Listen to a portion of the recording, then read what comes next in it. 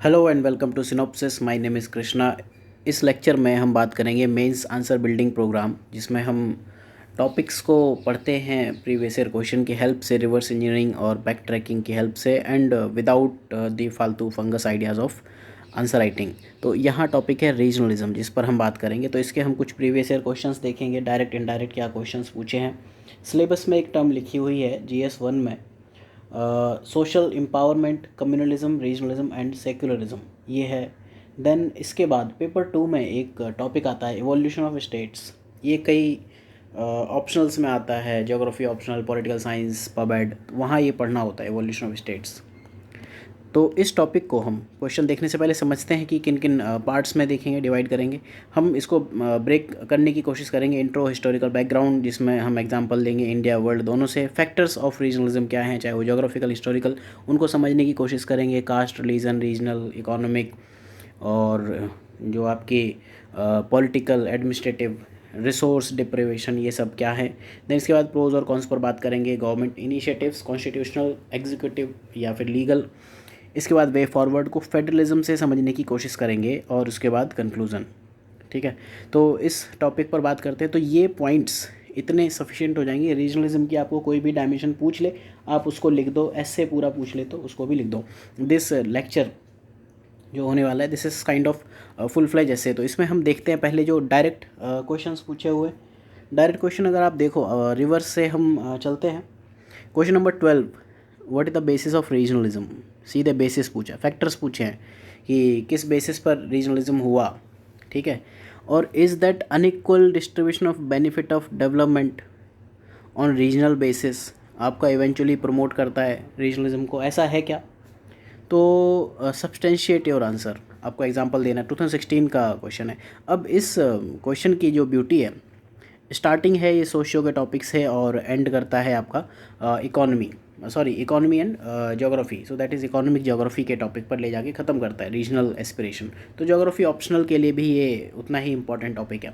ठीक है, तो इसको ज्योग्राफी प्लस सोशियो दोनों से समझने की कोशिश करो। इसमें बस आपको बताना है, इसने क्वेश्चन पूछा है क्या ऐसा है, आप कहोगे हाँ यस ऐसा है, लेकिन नॉट द ओनली कॉज। ऐसे क्वेश्चंस को आप हमेशा बताओ कि यस इट इज़ देयर, ये है, ये रीजनल बेसिस है, ये है, ऐसा है, डिस्ट्रीब्यूशन ऑफ बेनिफिट डेवलपमेंट नहीं हुआ इस वजह से।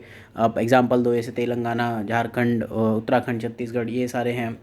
और इसके अलावा बहुत सारे जो इकोनॉमिक फैक्टर्स हैं वो आप बता सकते हो। नॉर्थ साउथ डिवाइड इंडिया में उल्टा है, वर्ल्ड वाइड नॉर्थ डेवलप है, इंडिया में साउथ डेवलप है, इसकी कहानी बता सकते हो। लेकिन आप अपने क्वेश्चन को 2 पार्ट में बनाओ कि फर्स्ट हाफ में आप इंट्रो देने के बाद फर्स्ट हाफ में आप बताओगे कि yes it is there, and second half में यू हैव टू टेल कि नहीं ऐसा नहीं है, मतलब ऐसा तो है ही, साथ में और भी कुछ फैक्टर्स हैं। फिर इसके बाद क्वेश्चन नंबर 10 2013 में जो पूछा है, 10 नंबर में पूछा है, growing feeling of regionalism, feeling की बात करता है। अगर हम रीजनलिज्म की डेफिनेशन की बात करें तो इसकी डेफिनेशन में जो पहले 3 वर्ड होते हैं, that is political movement, feeling और ideology among a section of people. तो ये रीजनलिज्म की डेफिनेशन यहीं आती है। तो ये फीलिंग ऑफ रीजनलिज्म अगर बढ़ेगी तो ये सेपरेट स्टेट में आएगा। अगेन जैसे हमने बात की कि ये इंपॉर्टेंट फैक्टर है generation of demand for separate state.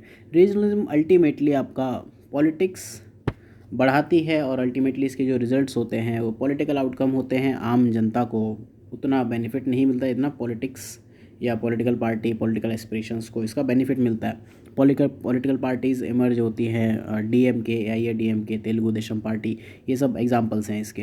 Then इसके बाद जो और क्वेश्चंस पूछे हैं, क्वेश्चन नंबर 8 ये आपका इनडायरेक्ट है। Impact of regional political parties in Indian politics, positive और नेगेटिव दोनों इम्पैक्ट हैं। जैसे आप बता सकते हो कि रीजनल पॉलिटिकल पार्टीज़ क्या करती हैं, एक्सप्लॉइट करती हैं। नेगेटिव क्या है कि एक्सप्लॉइट करेंगी रीजनल सेंटिमेंट्स को, रीजनल डिप्रिवेशन को, उनको अल्टीमेटली सॉलिडिफाई करेंगी उनकी फीलिंग्स को। लेकिन साथ में क्या होता है कि रीजनल प्रॉब्लम्स को अपने इलेक्शन मैनिफेस्टो में जगह देती हैं, सेंटर को पिंच करती हैं। ठीक है, साथ में रीजनल पॉलिटिकल पार्टीज जब राज्यसभा के थ्रू सेंटर पे पहुंचती हैं तो वहाँ पर एक पूरे नेशनल पॉलिटिक्स में इंपॉर्टेंट रोल प्ले करती हैं। साथ में जो रीजनल पॉलिटिकल पार्टीज़ का रोल ये होता है कि अगर आपने अपनी एक रीजनल एस्पिरेशन से गवर्नमेंट बना ली आपकी, तो अब जो आर्टिकल 368 जो कहता है जहाँ पर भी आपको हाफ ऑफ द स्टेट्स की वो मंजूरी लेनी है, वहाँ पर इनका रोल फिर आ जाएगा सीधे। तो आपको नेशनल लेवल पर जाने की नीड नहीं है, अगर आप हाफ ऑफ द स्टेट में भी आना चाहते हो देन इट इज़ फाइन। तो ये भी आपका रीजनलिज्म से रिलेटेड क्वेश्चन है और इसमें आप कई और डायमेंशंस लिख सकते हो। देन क्वेश्चन नंबर 6 की अगर हम बात करें, again this is very direct question, ठीक है। Regionalism in what ways it has affected Indian polity. तो आप देखो ये question number 6, question number 8, question number 10 almost same है, कैसे इसने पॉलिटी को अफेक्ट किया। तो अब आप डायमेंशन समझ रहे होगे ना इस टॉपिक से, क्या क्या डायमेंशन है। पॉलिटिकल डायमेंशन है, इकोनॉमिक डायमेंशन है, ज्योग्राफिकल डायमेंशन है। यहाँ इकोनॉमी को ज्योग्राफिकल डायमेंशन पूछी है, तो इकोनॉमी और पॉलिटी ही आपके सिलेबस को बनाती हैं। देन इसके बाद अगर हम देखें question number 5, again political boundaries and regional boundaries need to be coterminous. नहीं हुआ तो फिर यही होगा, ठीक है। अगर आपकी रीजनल बाउंड्रीज़ अलग हुई, पॉलिटिकल बाउंड्रीज जैसे यूपी में है अभी, पॉलिटिकल बाउंड्री एक है लेकिन रीजनल बाउंड्रीज़ आप देखोगे बुंदेलखंड अलग है, अवध अलग है, ठीक है, और जो पूर्वांचल है, वेस्ट यूपी है, अलग है। साउथ में भी ऐसा था, तेलंगाना की बाउंड्री अलग हुआ करती थी जो रीजनल बाउंड्रीज़ हैं, ठीक है, और पॉलिटिकल बाउंड्रीज़ पूरे आंध्रा में थी। तो विद टाइम वो आपका स्प्लिट ऑफ स्टेट्स में जाएगा, तो needs to be coterminous. लेकिन do you agree? Yes I do agree, लेकिन क्या ये फिजिबल है? रीजन की जो डेफिनेशन होती है, अगर हम रीजन की बात करें, ज्योग्राफी में, रीजनल ज्योग्राफी में कॉन्सेप्ट होता है, रीजन की जो खास बात होती है, रीजन की कोई बाउंड्री नहीं होती। आप कैसे कह सकते हो कि ये मराठा स्पीकिंग रीजन है, यहाँ लोग मराठी बोलते हैं, इसके बाहर मराठी नहीं बोलते हैं? हाउ कैन यू टेल कि दिस इज़ कर्नाटका और यहाँ पर कर्नाटका के बाहर लोग कन्नड़ा नहीं बोलते हैं? इन्फ्लुएंस तो होता ही है ना, कोर पेरिफेरी मॉडल वर्क करता है, ठीक है। जो कोर एरिया है वहाँ पर महाराष्ट्र का डोमिनेंस होगा, लेकिन ऐसा नहीं कि एमपी के लोग या गुजरात के लोग या गोवा के लोग या कर्नाटका के लोग मराठी नहीं बोलते हैं। तो यहाँ पर नीड टू बी को टर्मिनस ऐसा होना चाहिए लेकिन हो नहीं सकती हैं। तो उसके सॉल्यूशंस हैं जो वे फॉरवर्ड है। फेडरलिज्म की बात करो और लोकल एस्पिरेशंस की बात करो। देन अगेन ये जो क्वेश्चन है, factor responsible for rise of regionalism in India, और ये इन्फ्लुएंस कैसे करता है। आप लगातार देख रहे हो 2 ही डायमेंशन पर क्वेश्चंस पूछे हैं, ठीक है, क्योंकि 2 ही मेन डायमेंशन होती हैं, एक डेवलपमेंट और एक पॉलिटी है। आई ऑलवेज टेल कि polity and economy those are the bedrock of UPSC. और इस टाइम पर आप देखो इनका हर एक डायमेंशन में इसका इम्पैक्ट है। Then there are political parties, personalities, ये मेनली 2016 में भी इस तरह में इस GS2 में पूछा था, यहाँ इसको डिस्कस नहीं करेंगे। देन अगेन ये वाला question, regional autonomy, national integration. तो ये वे फॉरवर्ड की जो मैंने बात की थी कि रीजनल ऑटोनॉमी, फेडरलिज्म, ठीक है, पंचायत। तो इस तरह से अब जब when I am reading these questions, तब मुझे पता है कि मुझे इंट्रो क्या क्या किन टॉपिक्स पर बात करनी है। जब मैं नोट्स बनाऊंगा तो मुझे इन चीज़ों पर बात करनी है। तो बजाय कि आप फालतू आंसर राइटिंग करो, आप क्लियरली चुपचाप बैठ के इस तरह से टॉपिक को लो, उसके क्वेश्चंस देखो। ये सब बुक्स मार्केट में मिल जाती है एंड सिनॉप्सिस के टेलीग्राम चैनल पर t.me/SYNIAS सिनॉप्सिस IAS, यहाँ आपको ये सारे PDF अपलोड किए हुए 1 by 1 आई एम अपलोडिंग, तो you can see these things, ठीक है। तो आप इस तरह से करो, ना कि फालतू आंसर राइटिंग करो। If you are interested in this course, तो आंसर बिल्डिंग इधर यहाँ पर आपको दिखेगा 2020 2021। और जो मेंस आंसर बिल्डिंग है, mainly I am taking GS2 will be taken by Riddhi ma'am and GS3 Rakhi ma'am. GS1 है, GS4 mainly I will be taking, और GS2 GS4 में कुछ जो रिसेंट क्वेश्चंस है those I will be taking. तो these और things, जो main idea है इस पूरे कोर्स का, आंसर राइटिंग ने सबसे ज़्यादा दिक्कत क्रिएट की है यूपीएससी के स्टूडेंट्स को। आप अननेसेसरी, इनफैक्ट मेरे लिए बहुत दिक्कत हुई। ऐसा कैसे हो सकता है कि ऑप्शनल में आप 500 में से 300 प्लस ला रहे हो और GS में 1000 में से 350, मतलब नाइंसाफ़ी तो है ना।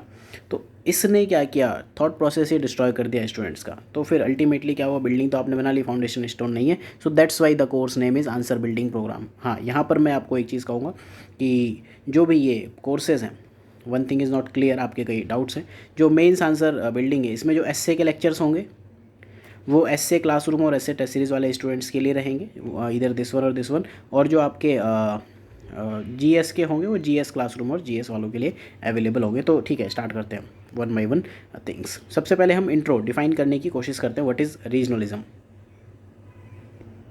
तो इंट्रो अगर आप बताओ तो रीजनलिज्म की बात करें तो हम, दिस इज़ पॉलिटिकल मूवमेंट, ठीक है, या आइडियोलॉजी, या this is feeling among a section of people. उनकी खास बात यह है, रीजनलिज्म एक रीजन से एसोसिएटेड फैक्टर है, रीजन, ठीक है, REGION। रीजन एक ज्योग्राफी का कॉन्सेप्ट है, ठीक है। तो पर्टिकुलर ज्योग्राफिकल स्पेस एरिया में, ज्योग्राफिकल स्पेस में जो लोग रहते हैं उनमें ये फीलिंग या मूवमेंट या आइडियोलॉजी हो सकती है, और उनका दैट इज़ कैरेक्टराइज्ड बाई, ठीक है, आप इसकी डेफिनेशन लिखना चाहो तो ऐसे लिख सकते हो, it is a political movement, feeling और ideology among some people residing in a particular geographical space, ठीक है, डिफाइंड बाई, वहाँ पर आप कुछ एग्जांपल दो कि जोग्राफिकल स्पेस को डिफाइन आपने किस चीज़ से किया, ठीक है।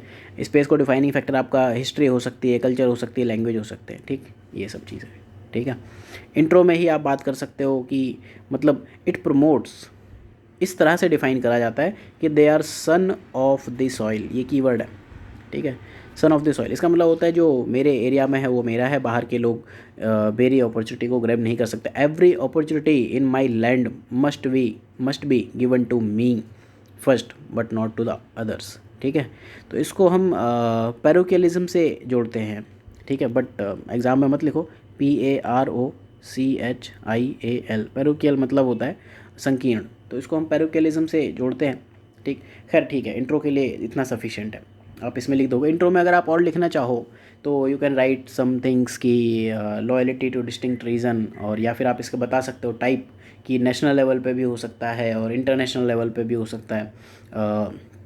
नेशनल लेवल पे अगर आप बात करो तो इंडिया के एग्जांपल बता दो, जैसे आप द्रविडियन मूवमेंट की बात करो, ठीक है, महाराष्ट्र में आपने देखा होगा भैयाज के अगेंस्ट वायलेंस होता है, Naga movement, Assam demand of separate state for Vidarbha Khalistan, और बुंदेलखंड हरित प्रदेश फलाना निमका, ये सब, ठीक है, ये नेशनल लेवल पे हो गया। और इंटरनेशनल लेवल पर जो चीज़ें हैं, बहुत सारे जो रीजनल ग्रुपिंग है, आपका सार्क हो गया, ठीक है, आसियान हो गया, RCEP, ये सब यूरोपियन यूनियन, SCO, बिमस्टेक, ये सारी चीज़ें, तो इतना बहुत है, ठीक। इंट्रो में आप इतना ही लिख दो, बहुत है। एक डेफिनेशन आपने लिख दी, थोड़ा सा उस डेफिनेशन के बारे में कुछ लिख दिया कि इस डेफिनेशन से होता क्या है, और साथ में कुछ टाइप, इससे ज़्यादा लिखने की नीड नहीं है, ठीक है। दूसरे एस्पेक्ट पर आते हैं, historical background. So what is historical background of this? Historical background हम बहुत लंबे टाइम से आर्ट एंड कल्चर के जोन में नहीं जाएंगे, ज़रूरी नहीं हिस्टोरिकल बैकग्राउंड आप हड़प्पा से टाइम से दो, ठीक है। तो हम चलते हैं पोस्ट इंडिपेंडेंस से। पोस्ट इंडिपेंडेंस इंडिया जब से रीजनलिज्म की मेन देखा गया, तो देखो historical background is closely related to, ठीक है, historical background is closely related to organisation of states या लिंग्विस्टिक रीऑर्गेनाइजेशन ऑफ स्टेट्स, उससे बहुत क्लोजली रिलेटेड है। जैसे अगर हम अपने पॉलिटी में पढ़ा होगा, ठीक है, अब पेपर 1 में पूछा तो ऐसा नहीं कि आप पेपर 1 की पॉलिटी नहीं दे सकते हो, ठीक है। 1950s और 60s की जो टाइम की बात थी, उस टाइम पर स्पेशली देखा गया कि साउथ इंडिया में मास मोबिलाइजेशन हुआ, ठीक है, मास मोबिलाइजेशन इन साउथ इंडिया, जैसे अभी कोरोना वायरस के टाइम पर देखा गया, ऐसे उस टाइम पर भी हुआ था। और इसको सेपरेट जो लीड करने वाले थे, he was none other than but Potti Sriramulu, जो आपने पढ़ा, जिनकी वजह से बाद में ये तेलुगु कल्चर वाला अपना एक अलग स्टेट बना। स्टेट रिऑर्गेनाइजेशन एक एक्ट जो आया वो कहीं ना कहीं इससे ड्रिवन था। तो ये फैक्ट्स हैं जो आपको पता होने चाहिए, ठीक है, नोट डाउन कर लो, नहीं पता तो कोई बात नहीं, ये कोर्स इसीलिए। दूसरी चीज़, इसके बाद 60s के बाद 70s 80s में क्या हुआ, ठीक, 1780s में यहाँ साउथ इंडिया में हुआ, मेनली साउथ इंडिया में हुआ। इसके बाद आया आपका state reorganisation act 1956। Historical background की बात कर रहे हैं, पॉलिटिकल नहीं, ठीक है। तो ये उस टाइम से हुआ, अल्टीमेटली रिजल्ट आया आपका ये, ठीक है। बहुत सारे स्टेट्स बने, कुछ बाद में लिंग्विस्टिक रिऑर्गेनाइजेशन ऑफ स्टेट्स में बाद में बनते गए। 70s और 80s में क्या हुआ, यहाँ जो कहानी थी that was mainly in north east India, ठीक है, और साथ में थोड़ा बहुत यहाँ आपको गोवा का भी दिखेगा। तो नॉर्थ ईस्ट इंडिया में काफ़ी ज़्यादा ट्राइबल इंसर्जेंसी हुई कि हमारे जो रिसोर्सेज हैं दूसरे लोग ले जा रहे हैं। असम के लोगों ने कहना शुरू कर दिया कि हमारे यहाँ से आप रिसोर्सेज ले जा रहे हो, पूरी कंट्री में दे दे रहे हो, ठीक है। विद टाइम यहाँ पर पेट्रोलियम का जो एक्सप्लोरेशन था वो बढ़ा, और फॉरेस्ट रिसोर्सेज और काफ़ी सारे रिसोर्सेज, तो फिर दे स्टार्टेड फीलिंग सेपरेटेड। और आज भी आप देखो कि नॉर्थ ईस्ट के लिए एक अलग मिनिस्ट्री है, ministry of development for north east, ठीक है। तो they started some insurgent movements, आपने काफ़ी सारे पढ़े होंगे, I am not going to discuss all those here, आपको पता होने चाहिए, तो पॉलिटी में देखेंगे, ठीक। इससे क्या हुआ, रिजल्ट आएगा ना कुछ, हिस्टोरिकल बैकग्राउंड। तो यहाँ आया north east state reorganisation act, ये आपको पता होना चाहिए, 1971, ठीक है। तो इसने बहुत सारे, आप कुछ एग्जांपल रट लो, जैसे कुछ पहले UT हुआ करती थी, जैसे मणिपुर और त्रिपुरा, ठीक है। और मेघालय टाइप, मेघालय पूरा स्टेट नहीं था, ठीक है, तो इनको हमने फुल स्टेट दिया। और कुछ जो डिस्ट्रिक्ट हुआ करते थे जैसे अरुणाचल प्रदेश, मिज़ोरम, तो इनको यूटी बना दिया गया। और बाद में ये सब आपके जो यूटी बने थे स्टेट बन गए। इसी पीरियड में 1987 में गोवा, ठीक है, यहाँ पर हमने देखा ट्राइबल इंसर्जेंसी, ये डेवलपमेंट रिलेटेड एस्पेक्ट है, ठीक है, डेवलपमेंट और जो regional culture, development plus culture, ठीक। जो ये क्वेश्चन पूछा हुआ है यहाँ पर कि basis of regionalism unequal distribution of benefit, ये अकेले सिर्फ ये नहीं है, जब भी आपका कल्चर और दूसरी चीज़ों से कंबाइन हो जाता है तब ये ज़्यादा एक्सट्रीम होता है, ठीक। तो ये फैक्ट्स हैं। गोवा आपका कल्चर के बेस पर बना। और 8th शेड्यूल में एक लैंग्वेज है कोंकणी, ठीक है, कोंकणी लैंग्वेज, कोंकण कोस्ट आप जानते हो, ये वाला कोस्ट कोंकण कोस्ट है, ठीक। तो गोवा एक एक्सेप्शन था जो इस टाइम में इस फैक्टर पर, डेवलपमेंट और कल्चर के फैक्टर पर नहीं बना। इसके बाद 80s के बाद कहानी अगर और देखें आगे, 90s और 2000 में, 2000 तक ये चला, ठीक है। 2000 में आउटकम था, 90s में पूरा मूवमेंट चला। छत्तीसगढ़, झारखंड और उत्तराखंड, ये 3 स्टेट बने। और रीज़न था रीजनल डिप्राइवेशन, ठीक है, अगेन, ठीक। ये चीज़ हुई रीजनल डिप्राइवेशन। तो कहानी क्या थी कि जो लिंग्विस्टिक फैक्टर्स थे, कल्चर से आप डेवलपमेंट प्लस कल्चर पर आए, फिर फाइनली आप कल्चर पर आ गए, ठीक।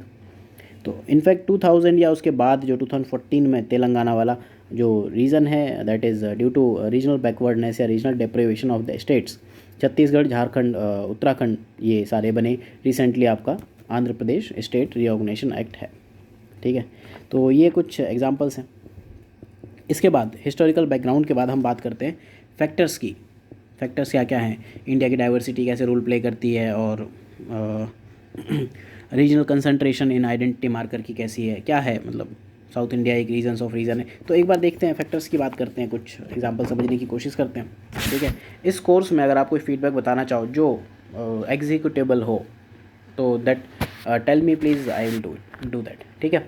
तो कुछ एग्जांपल जैसे आपको पता हो फैक्टर्स की अगर हम बात करें, ठीक। तो सन ऑफ द सॉइल डॉक्ट्रिन है, वो ये कहती है कि competition between local and migrant, and locals को सब कुछ मिलना चाहिए। गवर्नमेंट ने दूसरा, पहला सन ऑफ द सॉइल, दूसरा पॉइंट है नेग्लेक्ट ऑफ एनी एरिया, आपने किसी एरिया को नेग्लेक्ट कर दिया, ठीक है, डेवलपमेंट प्रोसेस से, तो विद टाइम वो लोग आपके इंसर्जेंट हो जाएंगे, रीजनलिज्म बढ़ेगा। जो आपका नक्सलिज्म है कहीं ना कहीं इस तरह से रिलेटेड है, लेकिन that is not a regional movement, वो एक अलग तरह का मूवमेंट है, ठीक।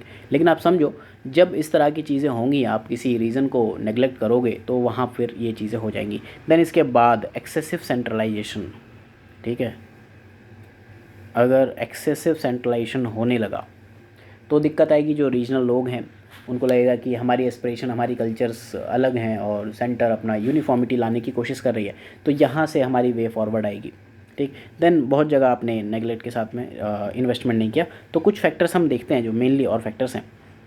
ज्योग्राफिकल फैक्टर की अगर हम बात करें, ठीक है, इनको आप नंबर 1 2 3 ना लिख के इनको आप नीचे अकोमोडेट करना। आई एम राइटिंग यहाँ से नंबर 1 2 3 इधर से, ठीक है। पहला ज्योग्राफिकल फैक्टर, ठीक है। तो जो रीजनल बाउंड्रीज़ हैं वो पॉलिटिकल बाउंड्रीज से कोटर्मिनस नहीं है। तो अब आपको क्या, अगर आपने प्रीवियस ईयर पॉइंट्स देखे हैं तो ठीक है, ये एज सच लिख दो ना, ये आर नॉट कोटर्मिनस, तो उसकी वजह से इश्यूज़ है, ठीक। तो प्रीवियस ईयर क्वेश्चन से आपको एक चीज़ और होती है, रेडीमेड पॉइंट्स मिल जाते हैं कि यहाँ अनइक्वल डिस्ट्रीब्यूशन ऑफ बेनिफिट से आपका एक इवेंचुअली मतलब मेनली प्रमोट्स रीजनलिज्म, इस तरह के पॉइंट्स आप ले सकते हो, ठीक है, ये आपको बेनिफिट देगा, ठीक। तो प्रीवियस ईयर क्वेश्चंस भी याद करो, आपको पता रहेगा कि किस डायमेंशन में पढ़ना, आपको एज सच डायमेंशन मिल जाएगी, ठीक। तो ज्योग्राफिकल फैक्टर में कल्चर के जो पॉइंट्स हैं वो आप ले सकते हो। Linguistic distribution along geographical boundaries है नहीं। देन टोपोग्राफिक, क्लाइमेटिक, और आपका जैसे टोपोग्राफी देखो, प्लेन में रहने वाले लोगों का कल्चर अलग होगा, ठीक है, प्लेट्यू वाले लोगों का कल्चर अलग होगा, माउंटेन कल्चर अलग है, ठीक है। तो ये आप चीज़ें बात कर सकते हो। सेटलमेंट पैटर्न, जहाँ कंसंट्रेशन में लोग रहते हैं। ज्योग्राफी में आपको जो भी डायमेंशन याद आए, ठीक है। जियोमॉर्फोलॉजी से आप टोपोग्राफी की बात कर दो, ठीक है। और क्लाइमेट से आप बात कर सकते हो, जहाँ ज़्यादा बारिश होती है वहाँ लोग अलग तरीके से रहते हैं, मुंबई पुणे एग्जाम्पल है, नॉर्थ ईस्ट एग्जाम्पल है, ठीक है। और सेटलमेंट, कंसनट्रेटेड रीजन, ठीक है। दिल्ली के लोग अलग तरह की रीजनल एस्पिरेशन रखते हैं, और उत्तराखंड के लोग, सिक्किम के लोग अलग तरह की एस्पिरेशन रखते हैं। सिक्किम के लोग तो इंडिया में रहना चाहेंगे क्योंकि गिन चुन के 4-5 लोग रहते हैं वहाँ पर, ठीक है। फिर इसके बाद ज्योग्राफी के बाद पहला फैक्टर हमारा ज्योग्राफिकल हो गया, दूसरा फैक्टर हमारा हिस्टोरिकल हो गया। हिस्टोरिकल में आप क्या कहते हो, मतलब दिक्कत क्या आती है? हम महान हैं, हिस्टोरिकल फैक्टर, सारी गवर्नमेंट ये बताती हैं कि हम महान हैं और होंगे, महान होंगे, हमारी कल्चरल हेरिटेज अच्छी होगी, हमारा आर्ट एंड कल्चर अच्छा है, पूरा यूपीएससी ने सिलेबस में आर्ट एंड कल्चर दे के आपको तंग कर रखा है, फालतू चीज़ें हम रटते हैं, पता नहीं क्यों रटते हैं, ठीक। Symbolism, traditions, dances, music, literature, ये सब चीज़ें आपको बताती हैं कि आपका कल्चरल ट्रेडिशन बहुत महान है, ठीक।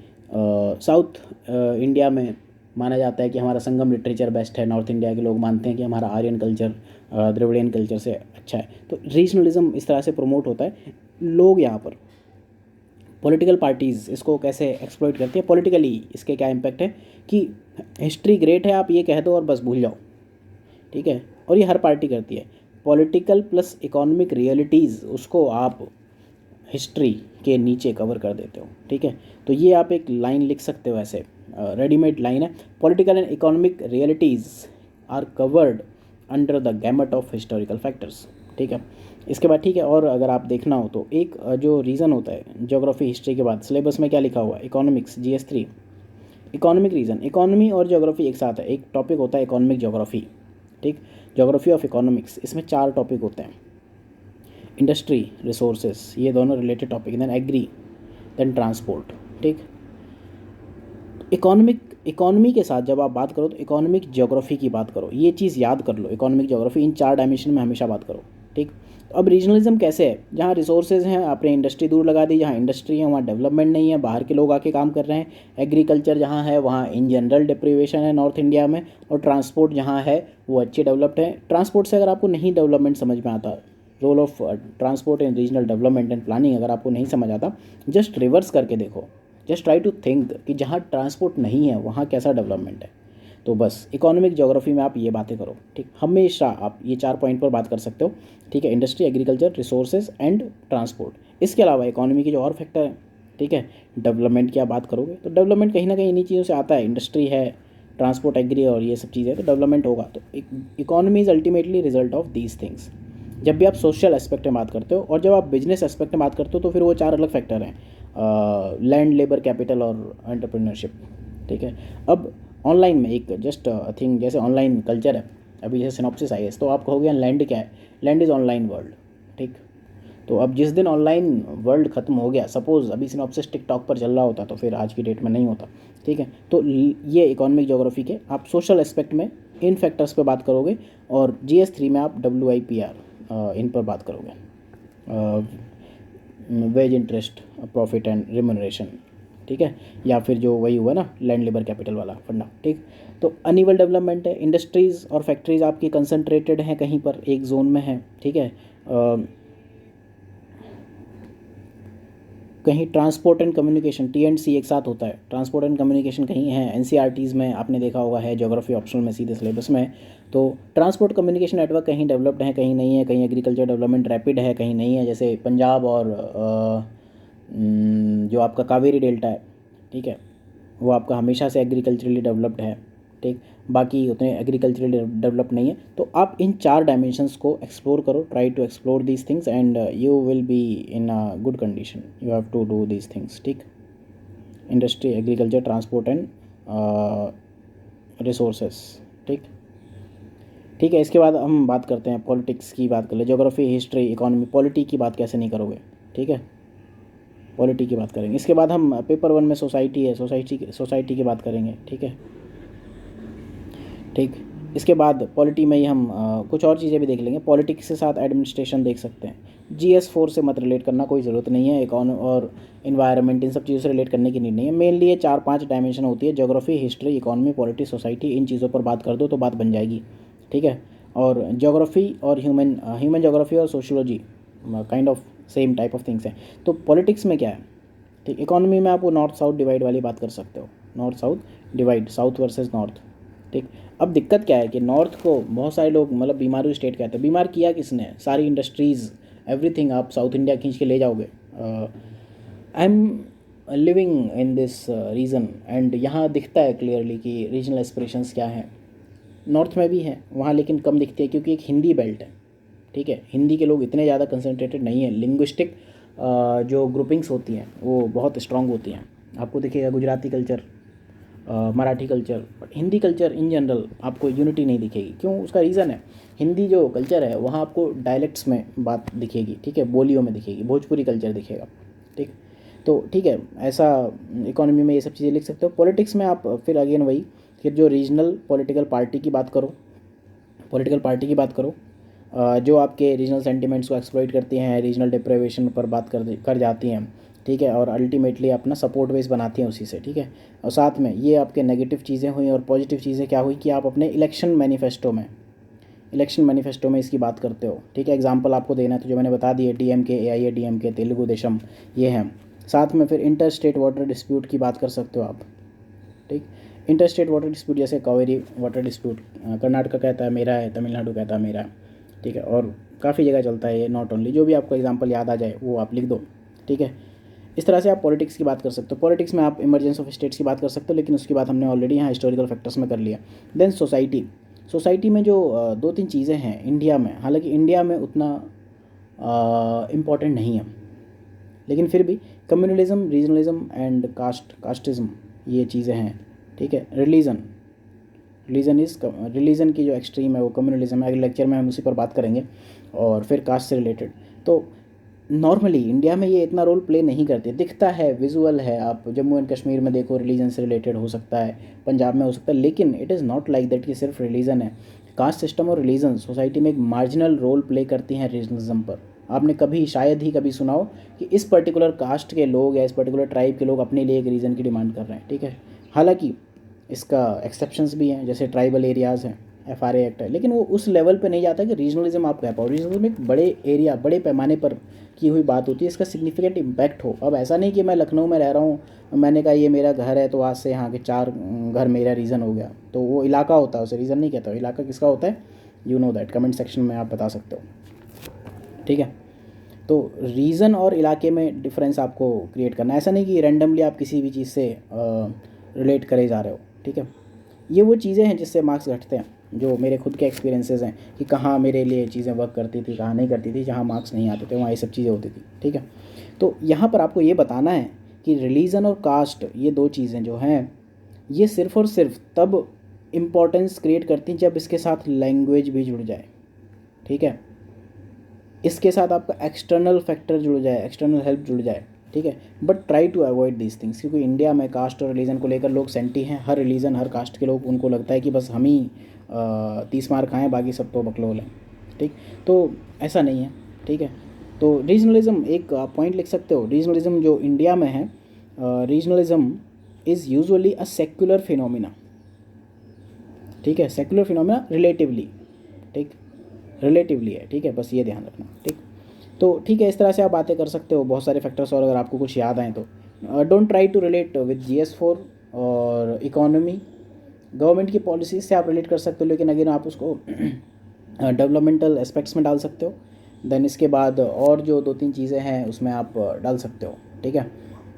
बाकी चीज़ों से, इन्वायरमेंट, इन चीज़ों से आप रिलेट करने की कोशिश मत करो। देन कुछ प्रोज और कॉन्स देख लेते हैं। मैं प्रोज और कॉन्स में ज़्यादा बात नहीं करूँगा, ठीक है। यहाँ पर हमने क्या बात की थी कि फैक्टर्स के बाद हम प्रोज और कॉन्स की बात करेंगे। देन गवर्नमेंट इनिशिएटिव,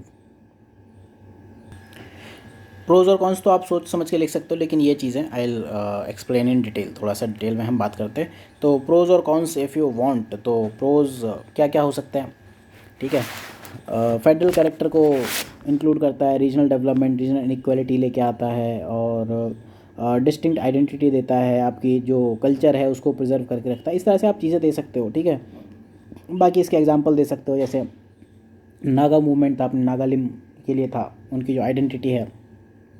गोरखालैंड है, वो अपने गोरखा कल्चर को प्रमोट करने के लिए कर रहे हैं। इकोनॉमिक डेवलपमेंट में जब आप बैकवर्डनेस की बात करो तो विदर्भ, सौराष्ट्र, बुंदेलखंड, इन रीजन्स की बात करो।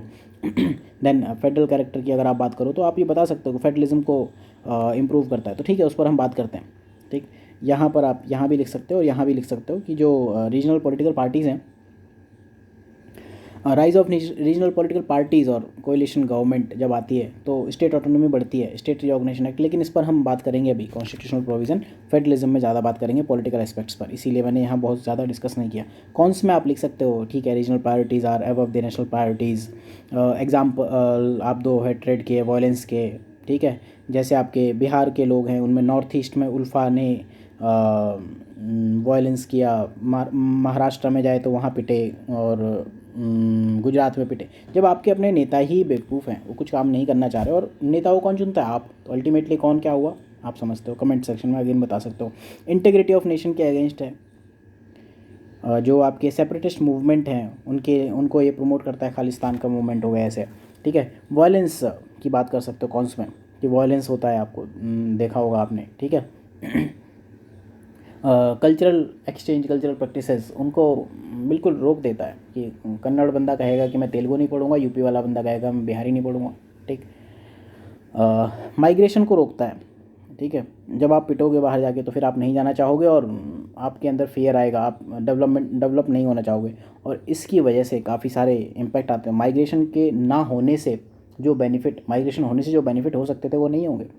इंडिया में क्या है कि प्राइमेट सिटीज़ हैं, primate cities, PRIMATE, primate city मतलब एक सपोज ये साइज़ ऑफ सिटीज़ है, ये छोटी, ये छोटी, ये छोटी, ये छोटी, ठीक है। एक बहुत बड़ी सिटी है, disproportionately large city in a region, जैसे दिल्ली हो गया, साउथ में बेंगलोर हो गया, मुंबई, पुणे, अहमदाबाद, हैदराबाद, ये आपके प्राइमेट सिटीज़ हैं। तो जब प्राइमेट सिटीज़ में लोग नहीं जा पाएंगे, महाराष्ट्र में नहीं जा पा रहे, महाराष्ट्र मेनली लोग कहीं और नहीं जाते, मुंबई और पुणे जाया करते हैं, वहाँ नहीं जा पा रहे, तो फिर आपने जो मॉडल था डेवलपमेंट का कि आप कोर डेवलप करो, ठीक है, फिर पेरीफेरी अपने आप डेवलप हो जाएगी, जो इंडिया का सेकंड 5 ईयर प्लान था उनका, तो वो अपने आप में फ्लॉड हो गया, ठीक है। तो जो आपका वेरी बेसिस ऑफ प्लानिंग है कि आप सेंटर्स ऑफ डेवलपमेंट पैदा करो, यहाँ पर ग्रोथ पोल डेवलप करो, सेंटर्स ऑफ ग्रोथ, आप ये डेवलप करोगे तो अपने आप यहाँ आएंगे। इनिशियली क्या होगा कि यहाँ से इन्वेस्टमेंट आएगा, यहाँ से इन्वेस्टमेंट, ह्यूमन रिसोर्स सब आएगा, विद टाइम ये एरिया ग्रो करेगा। लेकिन अब आप देखो उल्टा हो रहा है, कर्नाटका में बेंगलोर का ही आप नाम सुनते होगे, बाकी बेंगलोर और मैसूर के अलावा आपको सुनाई नहीं देता होगा, ठीक। तो इसी तरह काफ़ी इश्यूज़ हो जाएंगे, ठीक है। देन कुछ आप ईज़ ऑफ डूइंग की बात कर सकते हो कौन्स में, कि मतलब ईज़ ऑफ डूइंग क्या होता है? मुझे एक कंपनी लगानी है कहीं पर और वहाँ के लोग कहें नहीं भैया हमें ही हमें ही नौकरी चाहिए, ठीक है। रिलायंस के साथ यूपी में हुआ था ऐसे कि उनको किसी एक पॉलिटिकल पार्टीज़ ने कह दिया कि हमारी कास्ट के लोगों को आपको नौकरी देनी पड़ेगी, तो वहाँ से फिर रिलायंस अपना पेट्रोल पंप लेके चली गई, ठीक। इसी तरह से कुछ ऐसा नहीं कि नेशनल इंटरनेशनल इम्पैक्ट्स भी हैं, ठीक। तो जैसे आप वो तीस्ता रिवर डिस्प्यूट हो ही नहीं पा रही है। इसके बाद हम जो बात करते हैं गवर्नमेंट इनिशिएटिव, कॉन्स्टिट्यूशनल, एग्जीक्यूटिव, उसके बाद फेडरलिज्म से वे फॉरवर्ड देके कंक्लूजन करने की बात करेंगे, ठीक। तो ये लेक्चर आपको सब कुछ दे देगा इस टॉपिक से रिलेटेड, और एसए का भी ये टॉपिक है, ठीक। तो कॉन्स्टिट्यूशनल प्रोविज़न, गवर्नमेंट एक्शन, अगर हम बात करें तो आर्टिकल 29-30 ऑलरेडी आपने जो रीजनल कल्चर है, कॉन्स्टिट्यूशनल प्रोविज़न, ठीक है, उसको आपने प्रमोट कर दिया, ठीक है। Article 19 freedom of speech and expression, ठीक है, 19(1)(a), ठीक है। आर्टिकल 38 DPSP, ठीक, इनइक्वालिटी, अपॉर्चुनिटी, इनकी बात करता है, ठीक है। इसके बाद अगर हम स्केड्यूल की बात करें, इससे पहले 79 एंड 80, आपको पता है आर्टिकल 79 और 80 क्या है? मुझे नहीं पता था ये आज टॉपिक पढ़ने से पहले तक, ठीक है, मतलब याद था एंड आई फॉरगॉट, ठीक। ये दो article, these are one of the crucial articles, ये आपको राज्यसभा का RAJY है, राज्यसभा का प्रोविज़न देते हैं कि काउंसिल ऑफ स्टेट्स होगी, Rajya Sabha shall be the council of states, ठीक। और साथ में 79 और 80 से ही आपका जो स्ट्रेंथन होता है, दैट इज़ आर्टिकल 368, ठीक, कि आपने पार्लियामेंट में कोई लॉ पास करना है तो आपको कंसेंट ऑफ स्टेट्स चाहिए in form of Rajya Sabha. Rajya Sabha क्या है? स्टेट्स की रिप्रेजेंटेशन है ना, स्टेट्स है तो राज्यसभा है, ठीक। तो ये हुआ। अदर देन दैट 368 में क्या होता है कि वो वाले प्रोविज़न, स्पेशल मेजॉरिटी जहाँ हाफ ऑफ द स्टेट्स की नीड होती है, वो वाला हो गया, ठीक है। कॉन्स्टिट्यूशनल प्रोविजंस में आप अगर स्केड्यूल की बात करो, 5th schedule, 6th schedule, 7th schedule, ये सब आपके रीजनल प्रमोशन के लिए, साथ में जहाँ ये वर्क नहीं करते वहाँ आपने पैसा लगा दिया, ठीक, तो कॉन्स्टिट्यूशनल हो गए, ठीक है। लेकिन यहाँ जब दिक्कतें आती हैं, ठीक, तो उनसे डील करने के प्रोविजंस भी है, जैसे article 19, this is not absolute, unity and integrity of nation आपका प्रियम्बल में बताया गया कि आपको ये बताना पड़ेगा, फ्रेटर्निटी, यूनिटी, इंटीग्रिटी आपको प्रमोट करनी है। आर्टिकल 19(1) की हमने बात की कि आपको freedom of speech and expression देता है, at the same time article 19(2) restriction लगाता है, ठीक है। तो अगेन आप यूनिटी की बात करते हो, नेशनल यूनिटी। फंडामेंटल ड्यूटीज़, अगर आर्टिकल 51A थर्ड वाला पार्ट पढ़ो एक बार, ठीक है, अगेन वो इसी टाइप की बात करता है। देन इसके अलावा इमरजेंसी प्रोविज़न है, आप नहीं मानोगे तो फिर हम इमरजेंसी ठोक देंगे, आर्टिकल 356, आर्टिकल 352, आर्टिकल 360, ठीक है। 253 एक बार देख लेना क्या होता है इंटरनेशनल ट्रीटीज़ को इम्प्लीमेंट करने के लिए, ठीक। तो ये सारे कुछ प्रोविजंस हैं कॉन्स्टिट्यूशनल, और बाकी जो लीगल प्रोविजंस में आप बात कर सकते हो एग्जीक्यूटिव, ठीक है। इंडस्ट्रियल पॉलिसी जो बनाई गई थी, इंडस्ट्रियल पॉलिसी 1956 की। Then national integration council. अब जब लोग नेशनल इंटीग्रेशन की बात करते हैं सिर्फ एनआईसी तक की बात करते थे, पॉलिटी लक्ष्मीकांत में चैप्टर है, फालतू चैप्टर है, सिर्फ पता होना चाहिए कि हाँ एक काउंसिल है फालतू सी, वो लोग रहते हैं वहाँ इंटीग्रेट कराते हैं, बैठ के चाय पीते हैं और क्या गालियाँ देते हैं दूसरों को, क्या अरे हम इंटीग्रेट नहीं करा पा रहे, रिपोर्ट देंगे, बस यही होगा। बहुत सारे जो नॉर्थ ईस्ट में अकॉर्ड हुए हैं उनका आप एग्जांपल दे सकते हो, Assam accord, Bodo accord, Naga accord, ये सब चीज़ें बात कर सकते हो। देन इसके अलावा जो रीजनल डेवलपमेंट के लिए आपने क्या क्या दिया, NFSA, national food security act, MGNR, NREGA, यार क्या थे, महात्मा गांधी योजना, ठीक है, ये एक सर ने बताई थी, आई लव हिम, जिन्होंने बताया था महात्मा गांधी योजना, ठीक। देन इसके बाद प्रधानमंत्री ग्राम सड़क योजना, GSY, ठीक, ये चीज़ें हुई। देन इसके अलावा लीगल प्रोविज़न में आपकी क्या है, जोनल काउंसिल है, ठीक है, रीजनल काउंसिल है और इंटर स्टेट काउंसिल है, ठीक है। इंटर स्टेट वाटर डिस्प्यूट के लिए जो मैकेनिज्म है वो है। देन रिसेंटली जो स्टेट रीऑर्गेनाइजेशन गवर्नमेंट कर देती है, अल्टीमेटली स्टेट रीऑर्गेनाइजेशन बिल्स हैं, अभी रिसेंटली आपको JNK का दिखा, उससे पहले आंध्रा वाला दिखा था, उससे पहले और कुछ दिखे होंगे, ठीक। तो ये आपके कॉन्स्टिट्यूशनल फैक्टर्स हुए। इसके बाद हम बात करते हैं way forward, and this is federalism. This is one of the most important part of this whole lecture. इस लेक्चर में जो हम बात करने जा रहे हैं that is federalism. Federalism, regionalism क्या है आपका, ultimately suppose this is a country, ये इंडिया है, ठीक है, दिस इज़ इंडिया, ये एग्ज़ाम में मत बनाना ऐसे India, I love making this, ठीक। अब यहाँ ये रीजनल एस्पिरेशंस हैं बहुत सारी, ठीक है, इनकी रीजनल एस्पिरेशन फुलफ़िल कर दो ना। Way forward, regional aspiration fulfil करने का लोगों को क्या चाहिए, पावर। आपको IAS क्यों बनना है, आपको IAS सिर्फ एक चीज़ के लिए बनना, आपको पावर चाहिए, पैसा चाहिए और कुछ नहीं, आपको घंटा फ़र्क नहीं पड़ता कि किसी का डेवलपमेंट आप कर पा रहे हो नहीं। अगर कोई कहे कि मुझे सोशल डेवलपमेंट करना था और इसलिए मैं IAS की तैयारी कर रहा हूँ, तो मतलब बस एक चीज़ याद रखना, interview is a set of lies mutually agreed upon. आप ऐसा झूठ बोलो इंटरव्यू में कि एग्जामिनर पे कहे वाह क्या झूठ बोला है। मेंस में आंसर राइटिंग में ऐसा झूठ लिखो कि मतलब लगे कि वाह क्या बात की है। तो अल्टीमेटली ठीक है, वे फॉरवर्ड, आपको पावर चाहिए, ठीक है। तो पावर आपको कैसे मिलेगी, फेडरलिज्म। रीजनलिज्म को अगर आपको स्ट्रॉन्ग होने से रोकना है और आप चाहते हो कि आपका जो डिवीज़न ना हो, बाल्कनाइजेशन ना हो, then you have to go for federalism. Otherwise फिर इंडिया में भी आपने देखा कि linguistic reorganisation of states, evolution of states हुआ, ठीक है, इवोल्यूशन ऑफ स्टेट्स हुआ, ग्लोबली भी हुआ। अगर ग्लोबली हम बात करें, ग्लोबली आपको एक एग्जांपल पता होगा सोवियत यूनियन का, ठीक है, उसका डिसइंटीग्रेशन हुआ, ठीक है। सोवियत यूनियन में क्या थे, बहुत सारे नेशंस थे, बहुत सारी कल्चरल एंटिटीज़ थी, मल्टी एथनिक कल्चर था वहाँ पर, इस वजह से डिसइंटीग्रेशन हुआ, ठीक है। कोल्ड वॉर ख़त्म हुआ और सोवियत यूनियन का हुआ डिसइंटीग्रेशन। इसके अलावा आपको जो रिसेंटली आपको दिखे नॉर्थ और साउथ सूडान, बट एक एग्जांपल जो हिस्ट्री से दिया जाता है दैट इज़ यूगोस्लाविया, एक रीजन था, YUGOSLAVIA, ठीक। ये यूरोप में हुआ करता था और 1980s में इकोनॉमिक और पॉलिटिकल क्राइसिस की वजह से यहाँ आपके हुए इंटर एथनिक यूगोस्लाव वार, YUGOSLAV, यूगोस्लाव वॉर्स। पहले सोशलिस्ट रिपब्लिक हुआ करता था, एक चीज़ याद रखना, Yugoslavia was never a part of this Soviet union, ठीक है। कम्युनिस्ट कंट्री था, सोशलिस्ट था, लेकिन this was not part of Soviet, ठीक। तो यूगोस्लाविया का अल्टीमेटली फिर इसका भी डिसइंटीग्रेशन हुआ। और जो आपको अभी ये जो पिद्दी से स्टेट्स दिखते हैं, मैकेडोनिया, बोस्निया एंड हर्जगोविना, ठीक है, then Serbia, Montenegro, then Slovenia, then एक और है कुछ क्रोएशिया या कुछ ऐसा है, ठीक है। हाँ, ये 6 कंट्रीज़ ये उसी की वजह से आए। तो इंडिया में ऐसा ना हो उसके लिए आपको रीजनल एस्पिरेशंस को फुलफ़िल करना पड़ेगा। तो इंडियन फेडरलिज्म ने क्या किया, ठीक है, इंडियन फेडरलिज्म में आपने लोगों को अनलाइक USA आपने बाहर जाने की आज़ादी नहीं दी, ठीक है। तो इंडियन फेडरलिज्म एक ऐसी पॉलिटी की तरह काम करता है जो इंश्योर करता है इंडिया की यूनिटी हो, रीजनल ऑटोनॉमी देता है, ठीक है।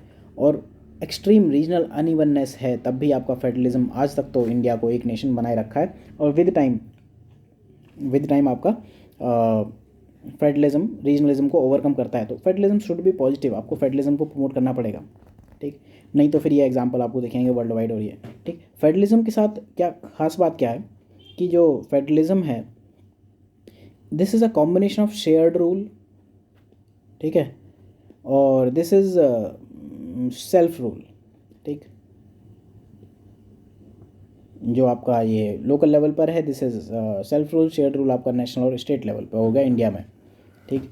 तो इंडियन फेडरलिज्म को अगर आप कहो तो this is accommodative of regionalism, ठीक है। आप रीजनलिज्म को एकोमोडेट करते हो, ठीक है। Enabler of regionalism in India the federalism is like this, ठीक।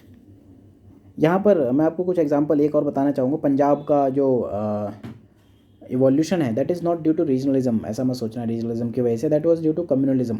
और नॉर्थ ईस्ट में मेनली कल्चरल फैक्टर थे जो बाद में रीजनलिज्म पर आए, ठीक। तो फेडरलिज्म ने क्या किया, इनेबलर ऑफ रीजनलिज्म। इसके अलावा फेडरलिज्म आपको पॉलिटिकल इक्विलिब्रियम लेके आता है, क्योंकि ये यहाँ पर लिखो, sorry, this is political equilibrium लेके आता है because this is shared rule और सेल्फ रूल दोनों के बीच में बैलेंस क्रिएट करता है, ठीक है। विद टाइम फेडरलिज्म, आप एक चीज़ देखो, फेडरलिज्म को हम दो चीज़ से अभी रिलेट करते हैं, एक इलेक्शन से और दूसरा हम डेमोक्रेसी से, ठीक है। फेडरलिज्म की जो और फैक्टर्स हैं, फिफ्थ और सिक्स्थ स्केड्यूल की बात कर सकते हो, वहाँ ऑटोनॉमी दी जाती है कि आप अपना कल्चर बनाए रखो, जहाँ ये स्केड्यूल काम नहीं करते वहाँ आपने पैसा की बात कर दी, ठीक है। हम दो चीज़ों की बात करते हैं, डेमोक्रेसी और इलेक्शन।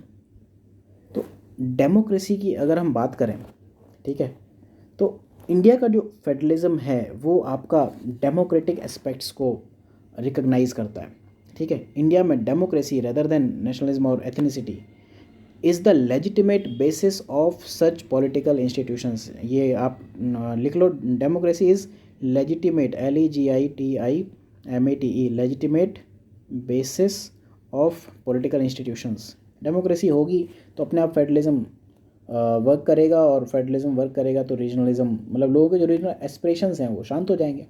आपने मतलब सबकी सुन ली ना। डेमोक्रेसी क्या होती है, government by all for all, by the people for the people to the people.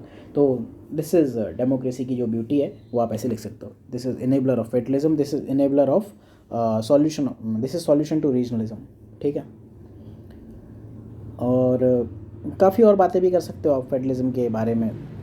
73rd and 74th amendment की बात कर सकते हो। फेडरलिज्म आपका बेसिक स्ट्रक्चर की बात करता है, इनकी बात करते हैं। लेकिन अभी जो एक चीज़ है इलेक्शन, आप देखो इंडिया में डाइवर्सिटी बहुत ज़्यादा है और इंडिया में पॉलिटिकल पार्टीज़ बहुत हैं, लेकिन आप लेटेस्ट इलेक्शंस के ट्रेंड्स देखो, चाहे वो सेंटर में हो चाहे स्टेट्स में हो, आपको दिखता होगा एब्सोल्यूट मेजॉरिटी से लोग आते हैं। दिल्ली का एग्जांपल ले लो, राजस्थान, ठीक है, जहाँ जहाँ नहीं आए एब्सोल्यूट मेजॉरिटी से वहाँ वहाँ दिक्कतें क्रिएट हुई, चाहे वो JNK में हुई थी, अभी महाराष्ट्र में है, तो ये दिक्कतें होंगी। तो विद टाइम लोगों को समझ में आया कि रीजनलिज्म और फेडरलिज्म का मतलब ये नहीं होता कि आप बिल्कुल ही इस तरह की हरकतें कर दो कि आपका जो नेशनल यूनिटी या फिर एटलीस्ट स्टेट लेवल पर यूनिटी खतरे में पड़ जाए।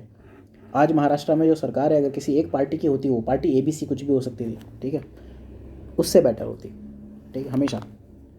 उसके अपने नेगेटिव्स भी हैं। अगर आप सेंटर में देखते हो कि डिसीजन मेकिंग पावर है, दिल्ली में आपको दिखती है डिसीजन मेकिंग पावर है, और राजस्थान में आप देखो क्या इश्यूज़ हैं, लेकिन पंजाब में अमरिंदर सिंह, उन्होंने अच्छी सरकार चलाई है। जो भी आपको पावर दिखेंगे इर्रेस्पेक्टिव ऑफ पार्टी लाइन, वो आपके अच्छा प्रदर्शन करेंगी, चाहे वो किसी भी पार्टी की हो। जब आप ऐसे ही बातें करते हो तो फिर ठीक है, you have shown the political neutrality in exam, ठीक। तो ये बातें आपको बतानी है। साथ में आप और भी कुछ एग्जांपल्स दे सकते हो, तो ठीक है। आई थिंक ये lecture is decent enough, around 45 minute हो गया। कंक्लूज़न की बात करते हैं, वे फॉरवर्ड हो गया, कंक्लूज़न, ठीक है। कंक्लूज़न आप बात कर सकते हो कि दो तीन चीज़ें कर सकते हो कि नीड ऑफ द आवर, मतलब जो हो गया, कंक्लूज़न करते हुए आप पूरी चीज़ को समराइज़ करो, ठीक है। द मेन इश्यूज़ या main factors of regionalism is improper development. भैया सीधी बात है, लोगों के पास खाना नहीं होगा, इकोनॉमी बाकी सब चीज़ें भाड़ में गई, सेकेंडरी टर्सरी। आपका पेट खाली होगा तो लोग आपको पॉलिटिकली इधर इन्फ्लुएंस करेंगे और हर तरह से इन्फ्लुएंस करेंगे। रिलीजन के बेस पर आपको तोड़ा जाएगा, कास्ट के बेस पर। अगर आपका पेट भरा है तो फिर देन नो नीड, ठीक है। तो सबसे पहले आपको इकोनॉमिकली, ठीक है, develop each reason of India. Economy के बाद आती पावर। अब भैया इंसान को पावर चाहिए होती है, ठीक।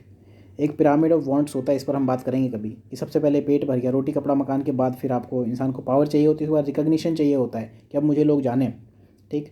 तो ये वाली चीज़ें हैं, कंक्लूजन है कि मतलब नीड ऑफ द आवर तो ये है, सबसे पहले तो आप रोटी दे दो, इकोनॉमिक डेवलपमेंट कर दो, उसके बाद डिवोल्यूशन ऑफ पावर कर दो, उसके बाद डिवोल्यूशन ऑफ पावर एक अगर आपने पीआरआई को कर दिया, पंचायत को दे दिया, लेकिन मुझे क्या मिला, तो लोगों को भी एम्पावर कर दो, EMPOWER, empowering people for participation in decision making.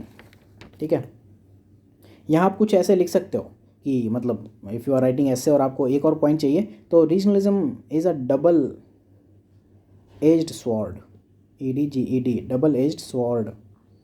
अगर आपने इसको प्रॉपरली यूज़ किया तो पहले आप नेगेटिव लिखो फिर पॉजिटिव लिखो। हमेशा ये ध्यान रखना कि जब भी आप करोगे, कंक्लूजन लिखोगे, तो first of all you have to write negative then positive. Intro जब आप बात करोगे, ट्राई टू राइट पहले पॉजिटिव देन नेगेटिव। ठीक है, तो if it is not used properly तो इट कैन डिसइंटीग्रेट नेशंस। आपने देखा है डिसइंटीग्रेशन में जा सकता है, नेशनल यूनिटी, फ्रेटर्निटी, सबको थ्रेटन कर सकता है, कॉन्स्टिट्यूशनल वैल्यूज़ के against, whatever you want to write लिख दो। ठीक है, बस एक इस तरह का एस्पेक्ट देना है।